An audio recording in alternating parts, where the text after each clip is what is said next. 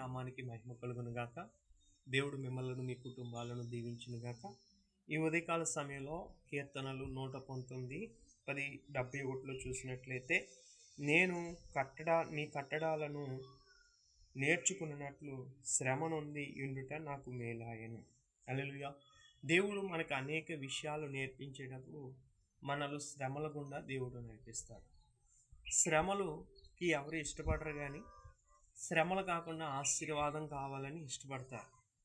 అయితే శ్రమల గుండా వెళ్ళినప్పుడే మనకి ఆశీర్వాదం వస్తుంది.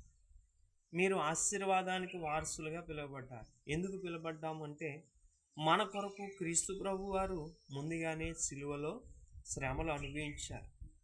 మన కొరకు ఆయన నలగొట్టబడ్డారు, మన కొరకు తృణీకరింపబడ్డారు, మన కొరకు చూడనొల్లని వాడిగా అయిపోయారు.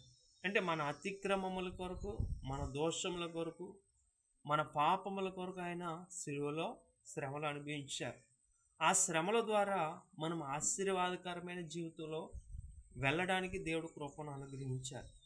ఆశీర్వాదంగా ఉండాలి, సంతోషంగా ఉండాలి, శ్రమలు ఉండకూడదు, ఎప్పుడూ సమాధానం కలిగి ఉండాలి అనుకుంటారు. కానీ మనం ఎన్ని కారణాలుగా మనం ఆలోచన చేస్తున్నాం, మన కొరకు ముందుగానే క్రీస్తు ప్రభు వారు సిలువలో శ్రమలు అనుభవించారు అనే విషయాన్ని మనం అర్థం చేసుకుంటే, హల్లెలూయా.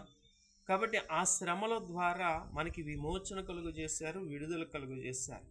ఈరోజు యోబు అనే భక్తుడు కూడా శ్రమలు అనుభవించాడు, కానీ ఆయన మాట చెప్పాడు, నా సజీవుడును నేను ఎరుగుదును. కాబట్టి నీ సజీవుడైన ప్రభు నీ కొరకు ముందుగానే శ్రమలు అనుభవించారు. ఈ లోకంలో వస్తున్న చిన్న చిన్న శ్రమలను చూసి నువ్వు కృంగిపోతూ నీ ఆత్మీయ జీవితంలో వెనుకంజి వేస్తూ ఉన్నావేమో.